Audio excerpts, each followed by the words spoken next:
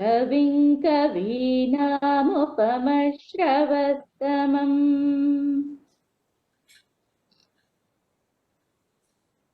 गणानां त्वा गणपतिगं हवामहे कविं कवीनामुपमश्रवस्तमम्. The wordings are like this: Gananaan tva Ganapatigam Havamahe Kaving Kavina Mupamashra Vastamam. Did I taught Mupamashra Vastamam in the last class? Yes. Yes. Because that completes the sentence. Kaving Kavina Mupamashra Vastamam. Upamashra-vastavam. Okay. Vastamam. Mam. Vastavam. Okay. Vastamam. Okay. I'll try, Akka. गणानां त्वा गणपतिगं हवामहे कविं कवीनाम् उपमश्रवस्तमम्. We can't divide the word and say Upamashravastamam. If there are two words, when we do Padavichedana, it is Kavin Kavinam Upamashravastamam. But we have to combine and say that when we are chanting. Kavin Kavinam Upamashravastamam Mupamashravastamam. Can you chant that again? Yes. गणानां त्वा गणपतिगं हवामहे कविं कवीनामुपमश्रवस्तमम्. Correct. Very good. Let's go to Navinanda. Navinanda, can you chant this? Kusuma Akka, can you give me some more time? Can you go to others? I missed the last class, so I'm practicing it right now. Give me. I'll do it. You can chant this in the last. Yeah. Maheshina, were you there in the last class?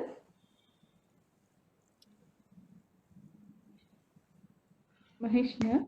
Yes, Acharya ji. At the end, my connection was disconnected after 8:05. Okay. Can you chant this? Have you practiced it? Yep.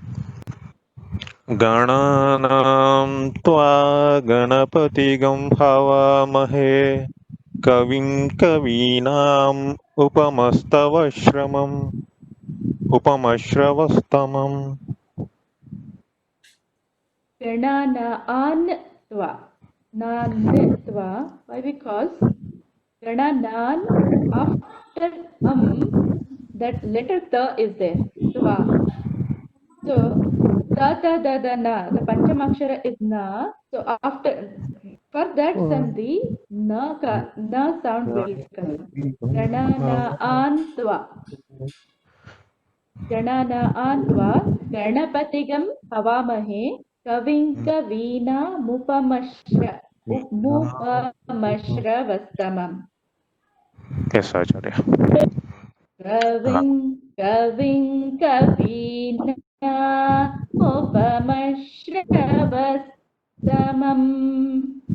mupamashravastamam. Can you please chant that again? Yes, Akka. Yes, Acharya. Gananam tva ganapatigam havamahe. No. Kavim. Gananaan. Nan has it is but it has a dirgha swarita. Dirgha swarita means nam should be pronounced in the special sound like remember the swaras that I taught in the first class, in the last class? Swarita. Udatta, Anudatta, Swarita and Dirgha Swarita. The Yes, na Acharya. has Dirgha Swarita. Ga has Anudatta. Garna na an. Garna na an tva. Gananam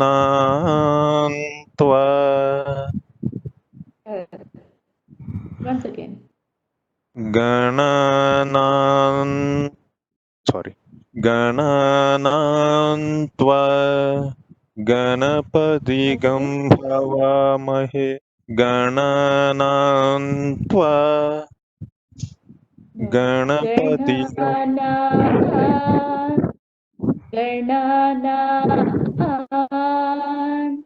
Gananan. Now after na, the swara will go little up.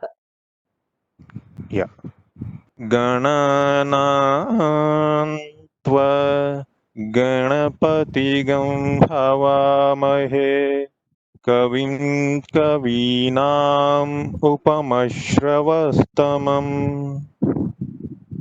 Mupamashravastamam. Mupamashravastamam. We are Okay, chanting, we can't divide the word. Mupamashravastamam. Huh? okay, Kavin acha. Kavinam. कविं Chant again. कवीनाम् उपमश्रवस्तमम् Mupamashravastamam. कविं Kavin कवीनाम् Kavinam. Mupa. उपमश्रवस्तमम् Correct. yes Correct. Mupamashravastamam. You have to practice in the same way. Okay. sure Okay. Let's move on to Krishna Veniyakar.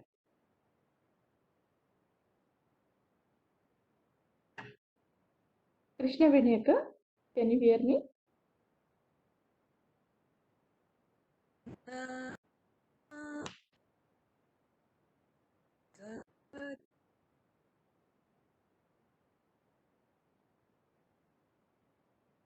Sound is sorry.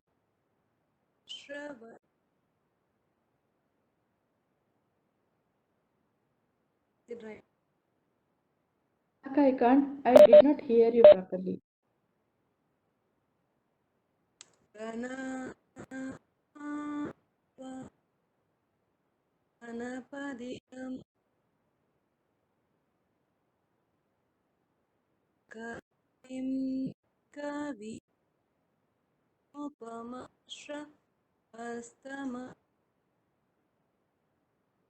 Anna, can you hear?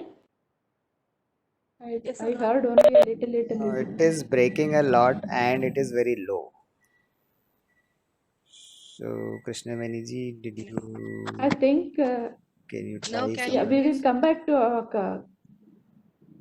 Yeah. Can you hear me, Akka? Yeah, now I can.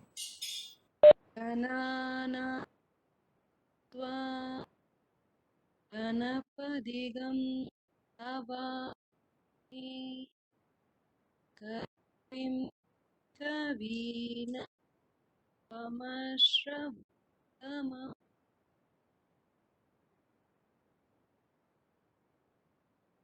I think the network is little low there.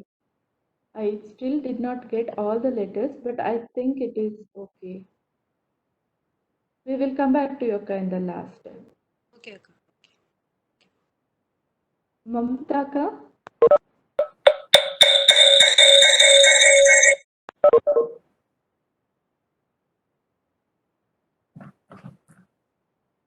Mamta ka, can you chant? Yeah, hello. Yes, Can you please hear go me? ahead. Yeah, Yes, this is I Mamta. can. Yeah, today is my first class. Mr. Okay, Sanjeev fine. just gave us he's a family friend and he gave us all these details. And so I just joined. I was interested in Sanskrit class.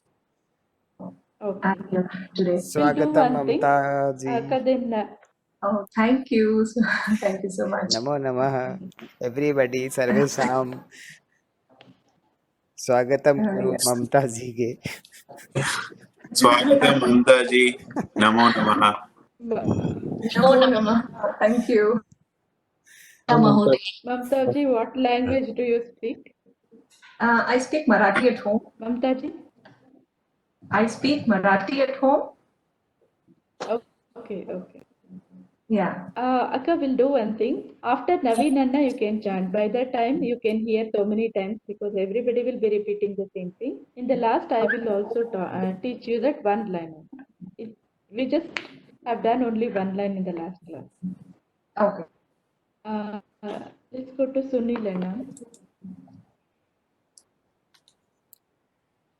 गणानां त्वा गणपतिगं हवामहे कविं कवीनाम् उपमश्रवस्तमम्. Shall I repeat? Kaving Kavinam. Ka is down. Kaving Kavinam. Mopamashravastamam. Can you repeat that Kaving Yeah. Kavinam? Gana. कविं कवीनामुपमश्रवस्तमम्. What does Vastamam does not have any variation. It will, all the four letters will go in the same way. Only Shra will go up, Mu will go up. Kaving Kavinam, Kaving Kavinam. उपमश्रवस्तमम्. Once again, उपमश्रवस्तमम्. from Kavim Kavinam. कविं कवीनामुपमश्रवस्तमम्. No. Kaving Kavinam. Kaving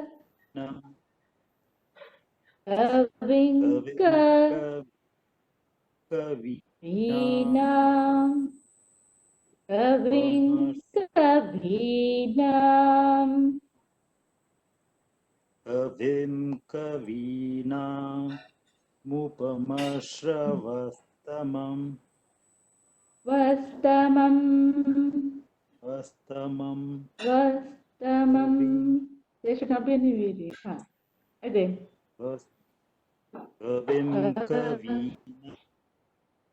कविं कवीनामुपमश्रवस्तमम्. Correct. Once again.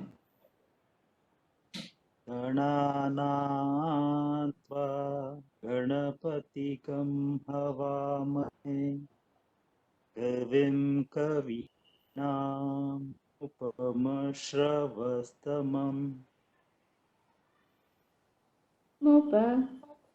उपमश्रवस्तमम्.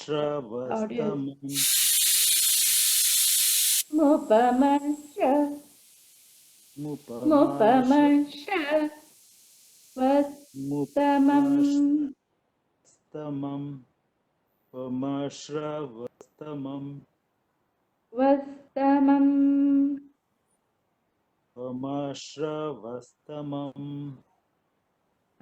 Okay? This is correct. Okay. Mohaka?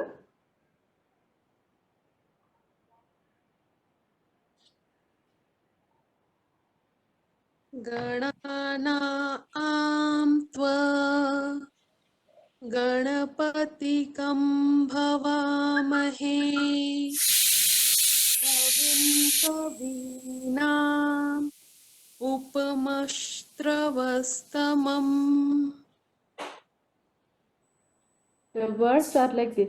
Gananaan tva ganapatigam havamahe kaving kavina mupamashravastamam. Mupamashravastamam. Mupamashravastamam. Mupavashrastamam.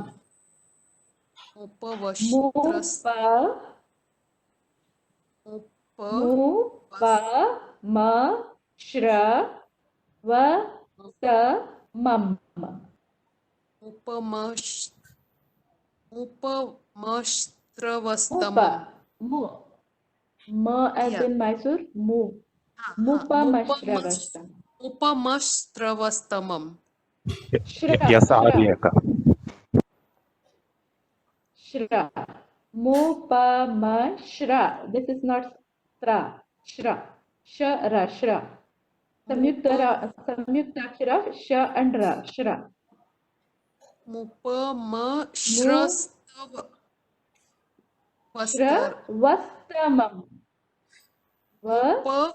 Vasta. Mupama. Vast. One second, I will share my I will screen tell you and letters. we have Okay. written And it write down it. somewhere. So at least for pronunciation, you can use this. Kusumaji can correct Yeah. the letter arrangement later, but this is something we have just written Sure. by hearing. Okay. Anshuna, can you put a small line below the G? Which one? Below G, first G. The first G, Ganana. Correct. Na is Badavalana. Na. Ganana antva. Na. And above the na, please write two standing lines, small standing line. Above the na. Ganana. Correct. Gananaan. A is not there. We can remove that A. So it is the na sound itself, right? Correct. And we have to put a one dot. This is. When we This do one. Padavichedana, correct. This one is correct. There is no A. And this Twa is also Badavala Twa. Twa.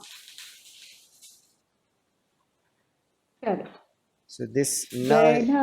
half na is also not needed because it is covered with the Correct. anuswar here. Correct. Okay. Yeah, I just wrote what I heard, so this you can correct it. This is to help others because I think some people are forgetting, so that's why. Ganana and Twa.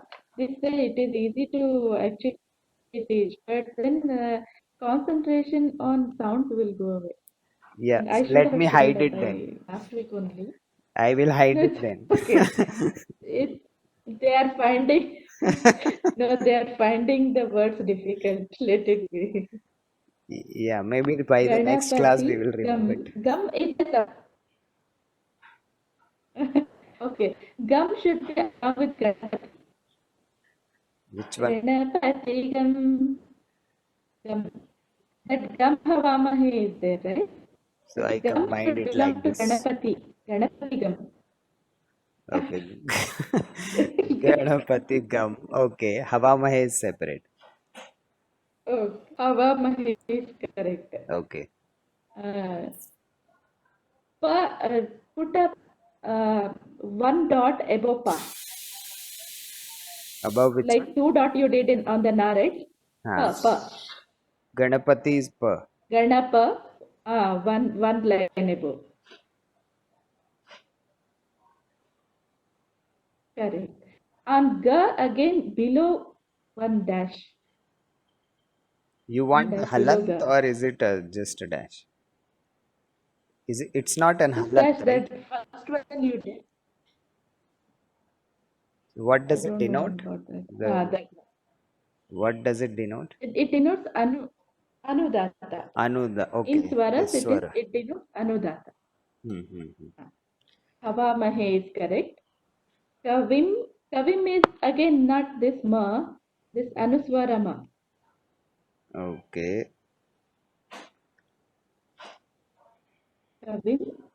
Kavinam. Kavinam Mopamashra Vastamam. That is correct. And here, So the longest word is the- correct. the first ka. The first ka will have that Anuradha sign. Which? Below sign. First ka. This one. Kavin. So you need the In one Kavin. line above it, Below ka. No, below. like this. A dash line. Correct. Okay. And on the next ka, one line above.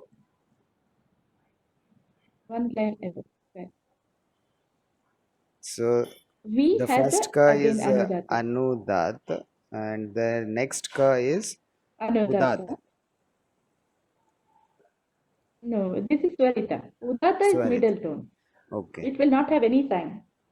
Again, we will have Anudata again. down. Kavi. Correct. Mu has Swarita. Mu has Swarita. No. So one line above. Has Swarita. Up. One line. Correct. One line above.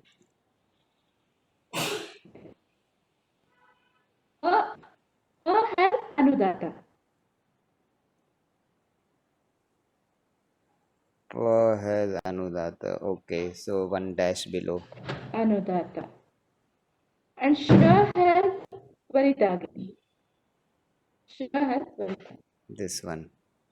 Up again. Correct. Hmm. That's correct. Now, Okay. what to easier for me to identify. See, wherever there is underline below the letter, that sound goes below. The lower sound, that is Anudata. Wherever there is one dot above the letter, that is Swarita. That will go up. Wherever there is two lines, that denotes Swarita. Na, Dirgha Swarita.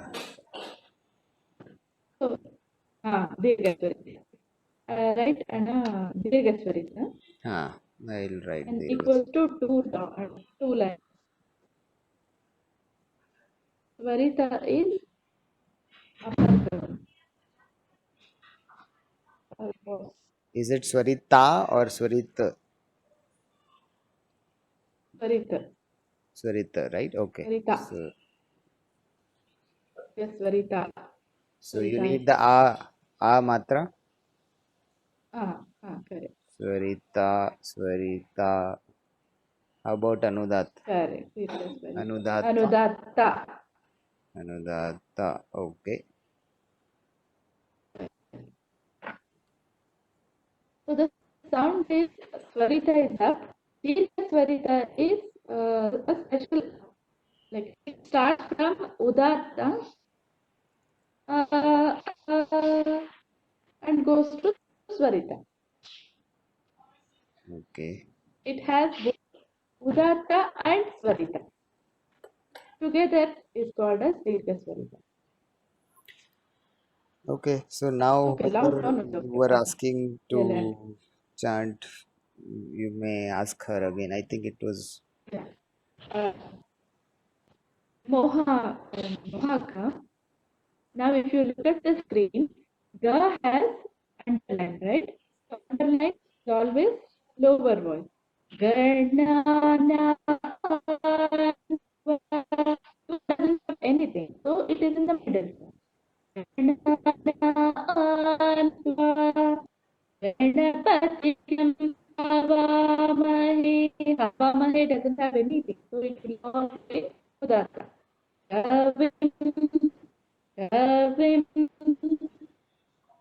Kavina, Kavim, Kavina, Upamashavasamam. Yeah, A is going up, B is down. Kavina, Kavim, Kavina, Upamashavasamam. Kavinamupamashavastamam. I will repeat again. Gana. I will repeat the first line. Till Havamahe. Then we will go to Kavina. Gananantva Ganapatigam Havamahe.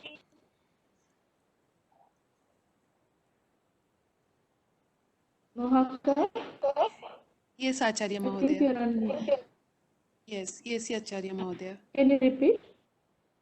गणानां त्वा गणपतिगं हवामहे कविं कवीनामुपमश् getting stuck here. Okay, leave the Kavin Kavinam. Just repeat Gananam to Havamahe 2 times. गणानात्वा गणपतिगं हवामहे गणानात्वा गणपतिगं हवामहे Kavim Kavina. Kavim Kavina Mopamashravastamam. Kavim Kavina Mopamashravastamam. Vastamam one only in Udata. There is no variation. Mu will go up, Shra will go up. Look at the screen. Ka, Mu and Shra are going up. Kavina Mopamashravastamam. That's कविं why I said, if you listen to the tone, it is easy. मुपमश्रवस्तमं कविं कवीनाम् मुपमश्रवस्तमम् Listen to me again. Just listen to the sound that I'm making. Kavim Kavinamupamashravasamam Vasamam Kavinamupamashravasamam. See, Mo is going up, Pa is coming down. Mopamashravastamam. Kavinamupamashravasamam. कविं कवीनाम् मुपमश्रवस्तमम् Again. Ka down. कविं कवीनाम् मुपमश्रवस्तमम् Again. Once again. कविं कवीनाम् मुपमश्रवस्तमम् गणानां त्वा गणपतिगं हवामहे कविं कवीनां मुपमश्रवस्तमम् Correct. Very good. धन्यवाद आचार्य Hemantana?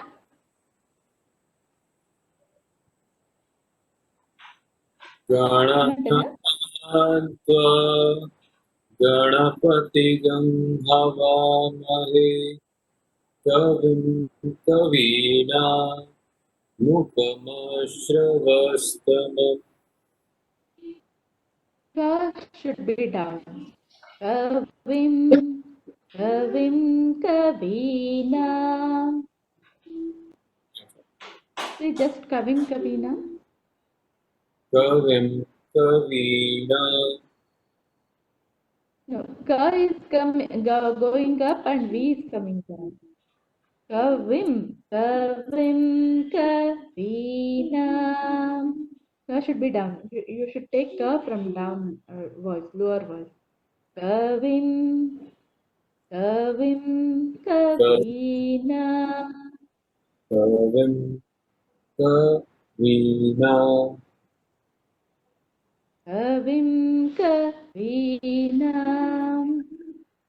कविं कवीना Correct. Once again. गणान्त्वा गणपतिगं हवामहे कविं कवीनामुपमश्रवस्तमम् Correct. Once again. गणान्त्वा Ganaan. गणान्त्वा गणपतिगं हवामहे कविं कवीना मुखमश्रवस्तमम् Everything is correct except Ganana. Gana, na, if you say, there is no Gana. It changes the meaning entirely. Gana, na, the bada wala na you should say. Na, no. Na, Gana, na, गणानान् no, na. Drag the na. Ganana, Ganana, गणानान् त्वा Correct. Once again. गणानान् त्वा Correct. Complete. गणानान् त्वा गणपतिगं हवामहे कवीन मुखमश्रवस्तमम् Correct. Now it is correct. Okay, let's go to Sanjeevani.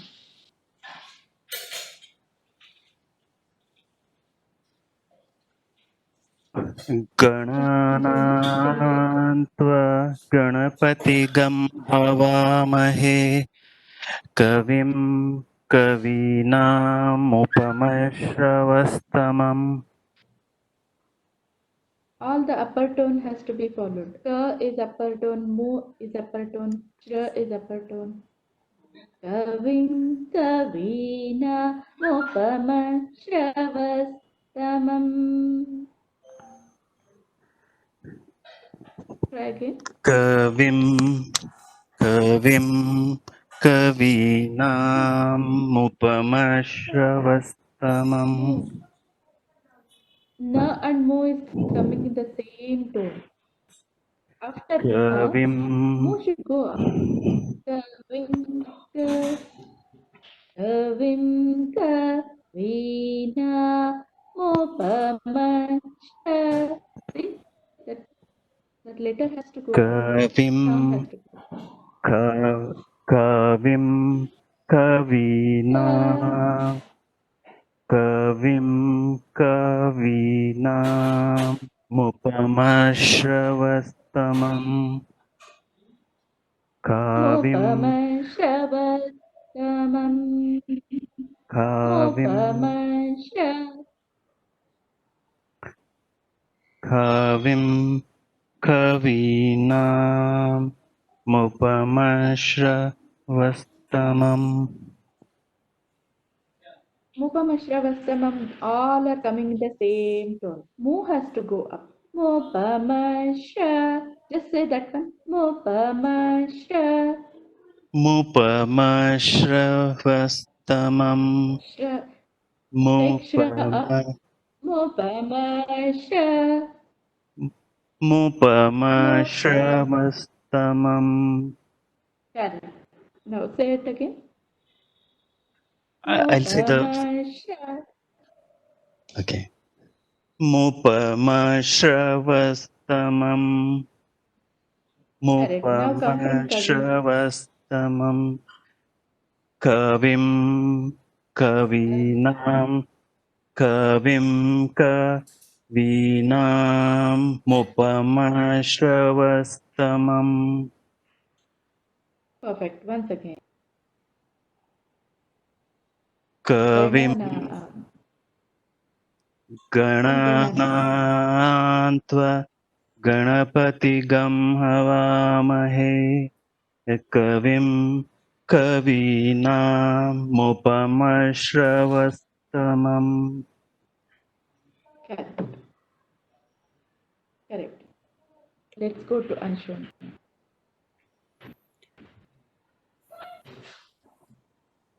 Can you hear me? Yeah. गणानान्त्वा गणपतिगं हवामहे कवि Tamam Correct. Kavim kavinamupamashravasamam. कविं कवीनाम् उपमश्रवस्तमम्. No, it was It is wrong. not. It is not a na. It is not na. It is na. Yeah, And ka should come from downwards. okay. The first Kavim one. Kavina. Oh, I'm again getting na. Sorry. Just read from the screen. Hopefully that should help. Yeah. Kavim Kavim. Kavinam Upamashravastamam. Sorry. No, there is no dirgha swarita in Kavim Kavinam Upamashravastamam. There is Okay. no dirgha swarita. And ka also should start from lower voice. Kavim Kavim Kavim. Kavina Upama. Okay, can you say that again, Akka? Kavim Kavina Upamashravastamam. Kavim Yeah. Kavina Upamashravastamam. Kavim Kavinam Upamashravastamam.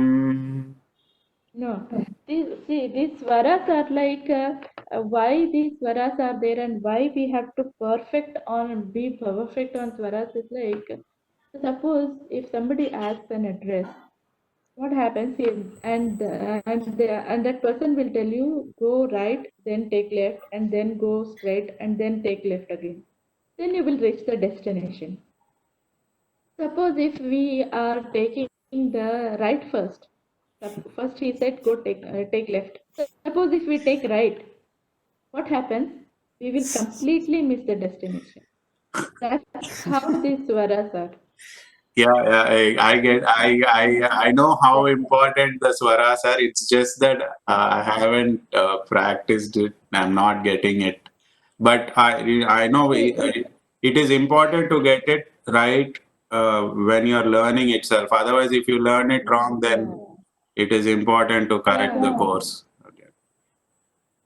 I just told it for everyone's sake, not just only for Yeah, can you say that again? I'm trying to yeah. That understand. where you are going wrong is ka you are taking it up. Okay, the Ka should be first ka you mean in Kavim. the first ka, correct. Okay. That you take it down, then it will fall correctly. Kavim Kavina Mopama Shravastamam. Kavim. Kavim Kavinam Upamashravastamam. Is it better? This is not na, this is na. Okay. And mo should go up, shra should go up. Okay. Mo is going up. Shra also you have to observe that shra is also going up. Okay. Up. Okay. Kavim Kavina. Oh no, sorry. No. Take ka down. Yeah. Kavim. Kavim Kavim Kavinam Upamashravastamam. Now you are saying Dirgha Swaritana. It is just Dirgha na, Okay. not Dirgha Swaritana. Kavina Mopama Shravastamam. Kavinam Upamashravastamam. Correct. Again.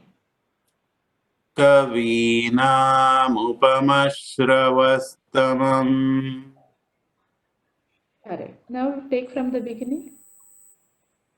No, sorry. Kavim Kavinam Upamashravastamam. Correct. Now say from Ganana. Gananam Tva Ganapatigam Havamahe. कविं कवीनामुपमश्रवस्तमम्. I still drag Again, the you na. have to I stop. still drag the na, right?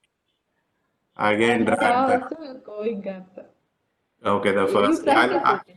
I'll practice it. I got the hang of it. I'll practice. See what happened, I am taking another 2 classes, and in those 2 classes, one group is from Orissa and the other group is from Kerala. Initially, I was so scared because you know their language, they have complete influence of their local language, and they were not able to pronounce the sha at all. And I just finished 5th class and 6th class. They picked up so nicely. I was really wondering if they can pick up, definitely you all can definitely do that. Okay, awesome. If you just practice it, you can do it. Yeah. If you don't mind, can you put the recording in the group? Yeah, sure, I will do that. I will send the script also and audio recording. Thank you. Dhanyawadaha. That's good. Yeah. This recording will also go, and Kusumaji can record separately, Yeah. just that one. Separately I will send it, only that. Hmm. Mamtaka, you yes. have heard them all. If you want me Yes. to make you do this again, I will teach you word by word. Just try once, then I will see what requires Sure. I'll try first. refinement. गणानां त्वा गणपतिगं हवामहे कविं कवीनामुपमश्रवस्तमम्. Very good. Apart from Hava Mahe, everything was good. Hava Mahe is just one. Hava, not Hava Mahe. Hava Mahe. Hava Mahe. Only no, not Hava Mahe. No. Hava Mahe. हवामहे. Again, Ha and Ma are going up. Hava Mahe. Hava Mahe. हवामहे. Once again. हवामहे. Take it from Ganana. गणां त्वा गणपतिगं हवामहे कविं Havaamahi, Havaamahi, Ganapatigam Havaamahi. Wherever you are taking gum, the same way Havamahi should continue. There is no variation. Ganapatigam Havamahi. गणपतिगं हवामहे. Yeah. Once again, Ganana. गणां त्वा गणपतिगं हवामहे कविं कवीनामुपमश्रवस्तमम्. Very good. And when we are chanting Veda mantras, apart from Samaveda, nowhere it is allowed to sing, chant it like a sing, as if we are singing. It should not be like a Geeti. There are restrictions how we should chant.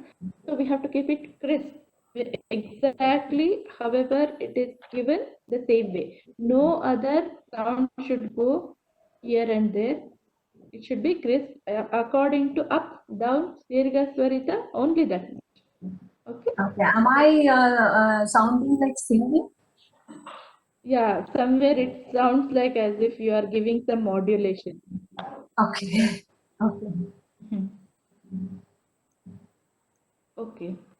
So, yeah, everybody is done. Let's go to the next line. I- Jeshtharajan. Can I interrupt you for a second? Time. Yeah. This mantra is from Rigved. So this is by one rishi. It is not belonging to any Veda. It is chanted before all the Vedas. Any Okay. Veda, beginning of any Veda, this Ganapati Prarthana is made. Thereafter Actually, we it's will so go good to because Shiva. everybody is repeating it so many times कि सबके घर में everybody's house this is getting repeated that number of times. Yeah. And this will धन्यवाद. create positive impact on in our Exactly. environment also, on our body also. धन्यवाद आचार्य महोदया. You're welcome. And now, do we have time? Shall we take one line again? Actually, we have expired more than an hour, but we can always ask others because I can learn Sanskrit the whole day. I don't mind. So Okay. we can just I can confirm continue. Are you all okay to take? Yes, I'm Sir. okay. will be I'm okay to continue. Okay. आम आचार्य. Okay, perfect. Okay, thanks. Acharya ji. Jeshtharajan Brahmana. Anna, can you write? Then it will be Yeah, I easy for will them to try understand. that.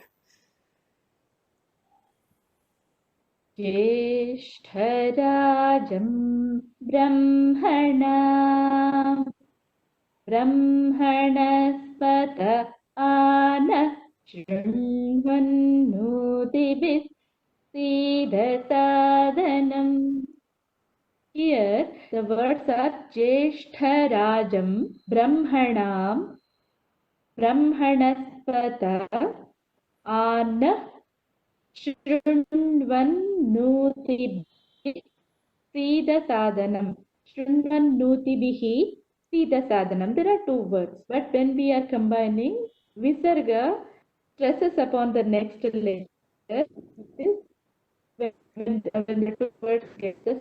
So,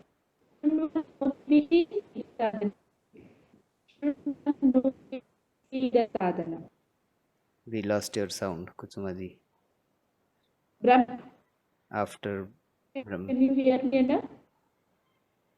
Brahmanam Brahmanaspata.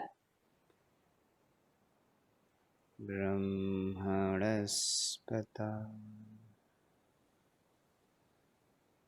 Brahmanaspata. Not ta. Brahmanaspata. Oh, Pata. Okay. Ana.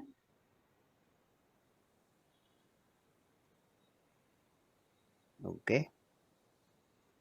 Then Dirgha A. A. Padavala A. A.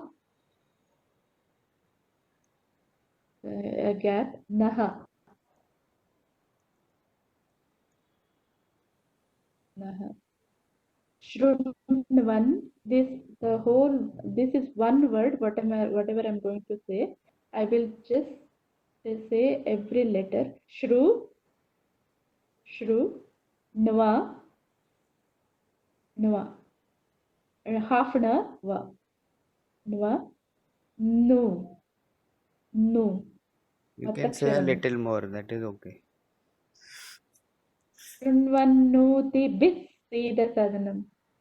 Shronvanut. Again, you see. Bhi. Bhi. That bada bhi. Oh, Bha. Okay, one second. हाँ.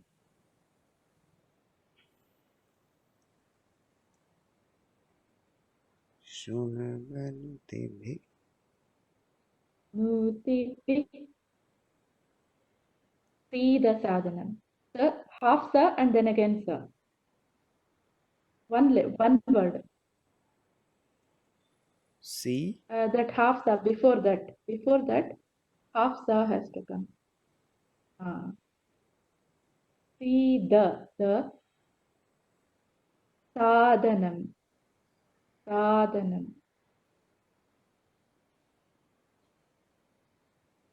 Shundvanatibihi Sidana Sadhanam. Nice. Sidasadhanam. And I will say wherever that swara should come. Jeshtha has Anudata. Lower tone. Jeshtha. This full Jeshtha.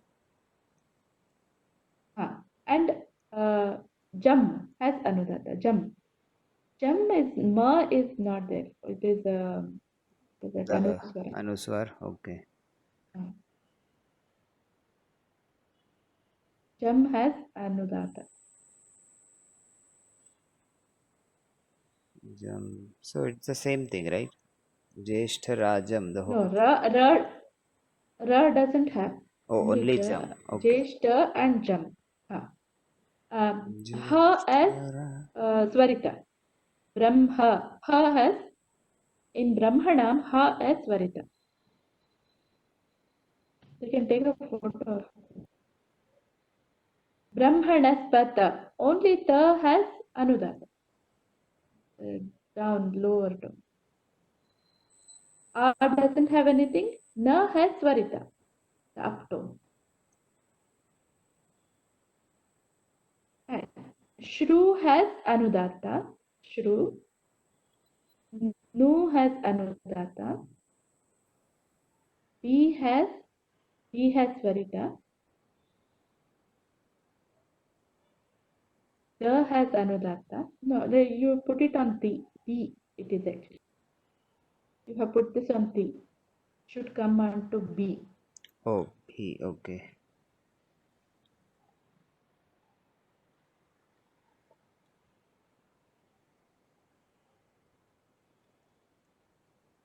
The has Anudata. One has Anudata, another the has Swarita. All this should be chanted perfectly. We will start today. If not perfectly today itself, there will be one. And this will go like this. Jeshtarajam Brahmanam.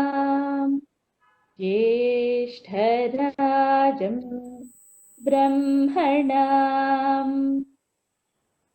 Let's have two people chant after me. Everybody else listen to it. Next week we will have everyone practice it. Geetaka and Mohaka will chant after me. You both will chant two times. Okay. Jeshtarajam Brahmanam. Jeshtarajam Brahmanam. ज्येष्ठराजं ब्रह्मणा Brush should not go up. ज्येष्ठराजं ब्रह्मणा Correct. Mohaka. ज्येष्ठराजं Jam should come down. Jam should come down. Jeshtarajam. ज्येष्ठराजं Jam ब्रह्मणा come down. Jam should be lower one. Jeshtarajam. Jeshtarajam. ब्रह्मणा ज्येष्ठराजं ब्रह्मणा Jam is going up. Jam should come down. Jeshta. However you are saying Jeshta, the same way Jam also comes down. Jeshtarajam.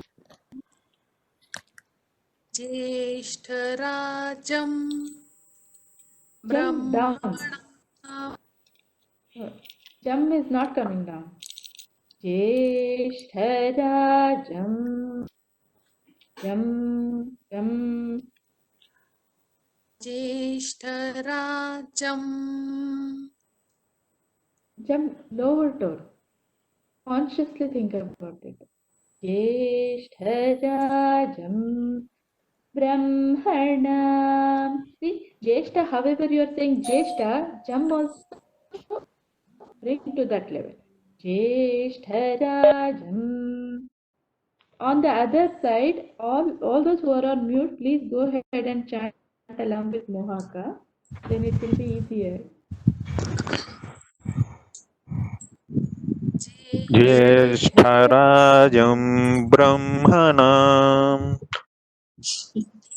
Okay, once again. ज्येष्ठराजं ब्रह्मणाम् Okay, I'll go to the next word. Tarajam Brahmanam.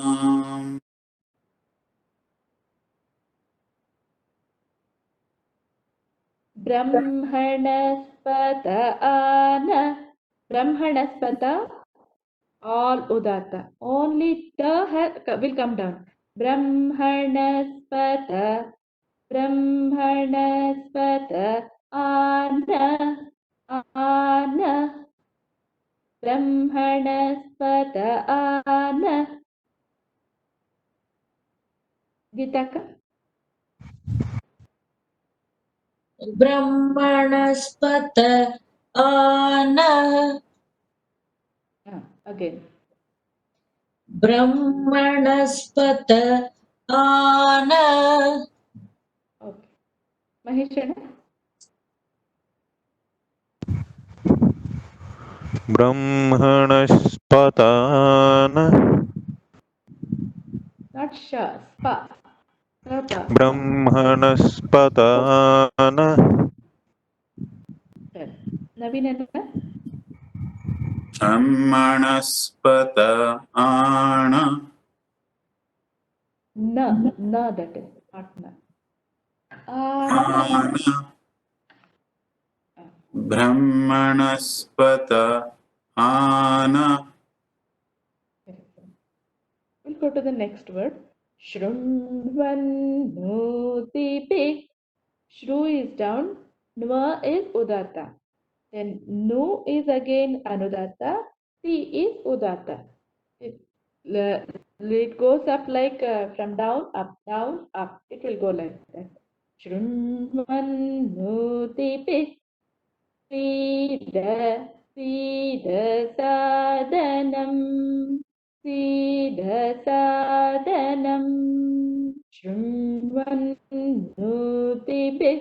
Sida sadanam. Gitaka.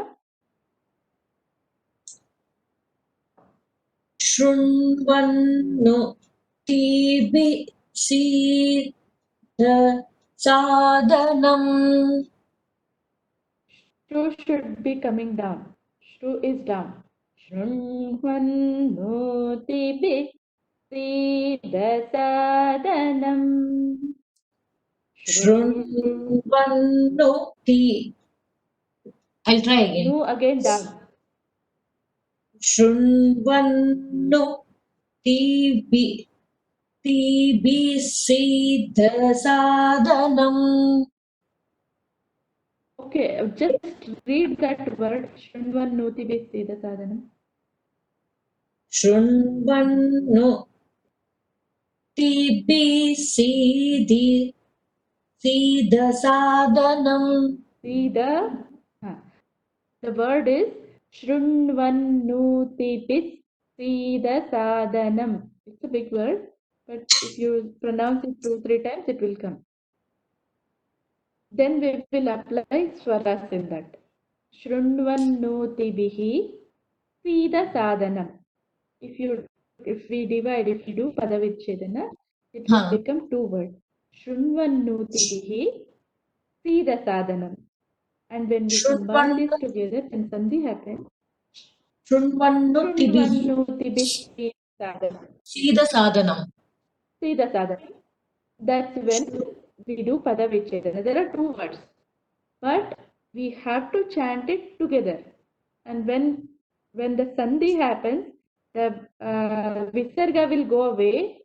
Instead of that, Sa will be stressed upon. Si. It becomes Si. Shrunvanuti Sida Sadanam. So it will be one word. शृण्वन्नोतिभिः सीदसादनम् शृण्वन्नोतिभिः सीदसादनम् No, we are not supposed to chant when we are chanting. I just said this is for information that there are two words and they are combined. When we are chanting, no bihi, no ti bis sida sadhanam. Bih. Okay. No ti bis sida sadhanam. Bihi, no. Bi. शृण्वन्नोतिभिः सीदसादनम्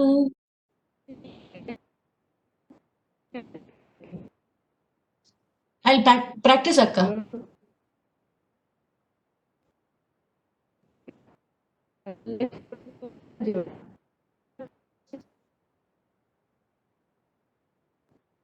Your voice is not audible.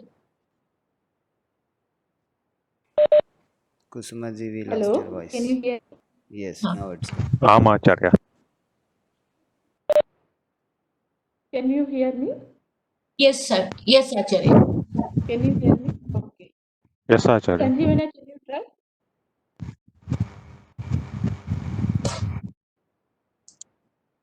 Maheshana wants to try. Okay.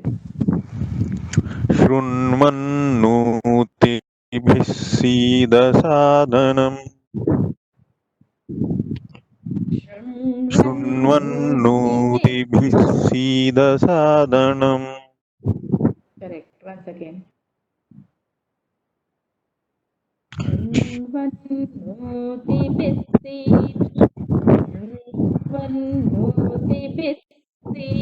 शृण्वन्नोतिभिस्सीदसादनम्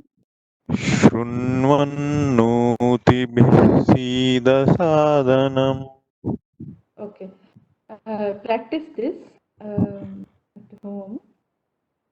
I will send the audio also. When you listen to the audio, it will be more easier. Again and again and again. You can listen to it, and once you record your own tone, you can identify where you correct or whether it has come correctly or not. There are two more lines. I will chant that also. Let's have two more people chant this along with after me, and then next anyway I'm going to send the recording, so that will help you practice it. By next week, maybe by next class, we can finish this section. There are two more lines. I will go ahead with the next two lines. Anna? Anshu, Anna? हाँ कुसुमा जी बोलिए. Am I audible? Yes. There is more to write. No, I kept my tablet back, so I disconnected it. I thought we are done with the writing. So Okay, no problem, no problem. I will we just can. chant it. Anyway, I'm going to send the images, no? So that's fine. Now I have let me connected go it. ahead. प्रणो Devi Saraswati वाजेभिर्वाजिनीवती. I'll leave it, it's okay. There will be a lot of writing. Instead of that, I will chant. Exactly. Anyway. It's a lot. I will go ahead and will send the script. Akka, Geeta ka? Yes, Acharya. Yes, Acharya. Yeah. When Geeta ka is chanting, the rest all please go ahead and chant even though you are on mute. प्रणो Devi Saraswati प्रणो Devi Saraswati. I didn't hear properly, but I'll just try. I heard little. Prano Devi Saraswati. Correct. Once again. Prano Devi Saraswati. Devi is one. Prano Devi Saraswati. प्रणो Devi Saraswati. Not Devi. Devi. Acharya, it is very patchy. It is there is a lot of break in your voice.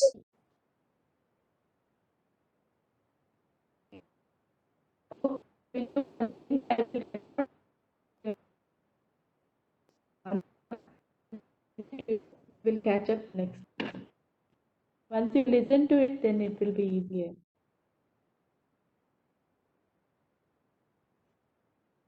Is that okay enough? Yes. Can you repeat, Acharya? Uttamam. I said I will record the full Ganpati Pratana and I will upload that on WhatsApp. Once you listen to it, it will become easier. So we'll pick it up next week. Oh, Is is Mamtaji on the WhatsApp group? You and Suji, you might want to add her.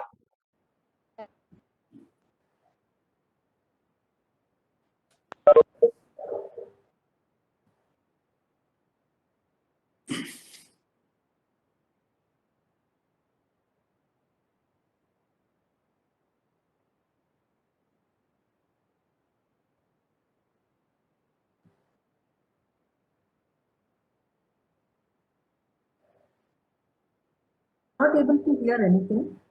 Yeah. Acharya ji, we are not Oh, able to hear you. I was Yeah. on mute. So Mamta ji, just drop me a line on this number on WhatsApp. I will I add have you. sent you a message, sir, already.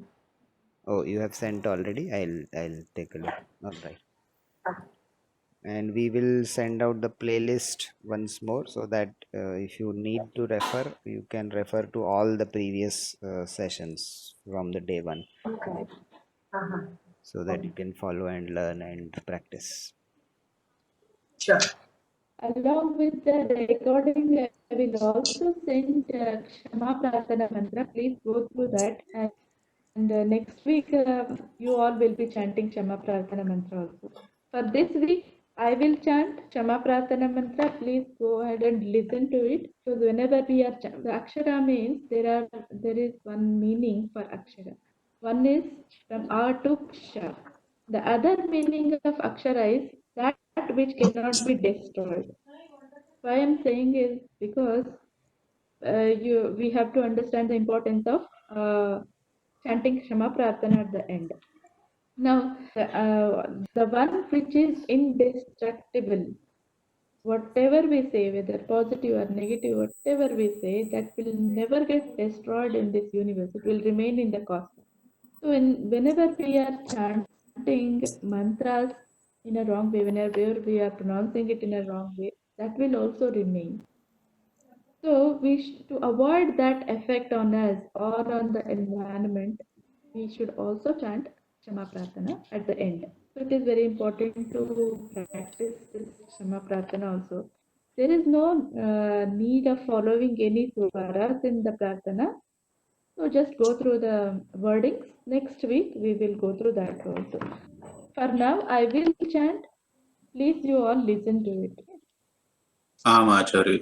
यदक्षरपदभ्रष्टं मात्राहीनं तु यद्भवेत् तत्सर्वं क्षम्यतां देव नारायण नमोऽस्तु ते विसर्गबिन्दुमात्राणि पदपादाक्षराणि च न्यूनानि चातिरिक्तानि क्षमस्व साईश्वर अपराधसहस्राणि क्रियन्ते हर्निशं मया दासोऽयमिति मां मत्वा क्षमस्व साईश्वर अन्यथा शरणं नास्ति त्वमेव शरणं मम तस्मात् कारुण्यभावेन रक्ष रक्ष साईश्वर हरिः ओम् तत्सत् श्री साईश्वरार्पणमस्तु ॐ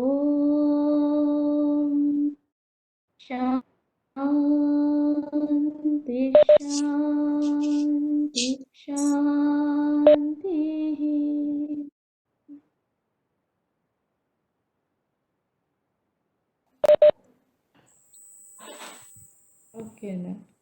So that will be the Kshama Prarthana. So we We are all will be learning learning the in the whole next. thing next time. In the next. All right then. So Shubharatri Bye Sarvesham Namo everybody. Namaha. Namaste. Sarvesham namo namaha. Thank you. Namo Namah. सर्वेषां नमो नमः रात्रिः Shubh Din, Shubharatri.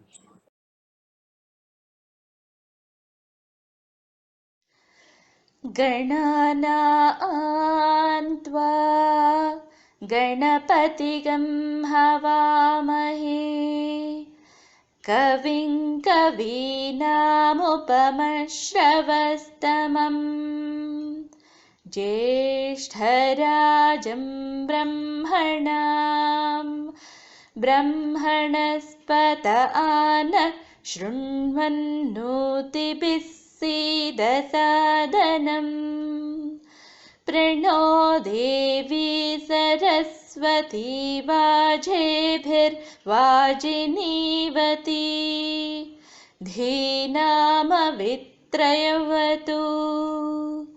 गणेशाय नमः सरस्वत्यै नमः श्रीगुरुभ्यो नमः हरिः ॐ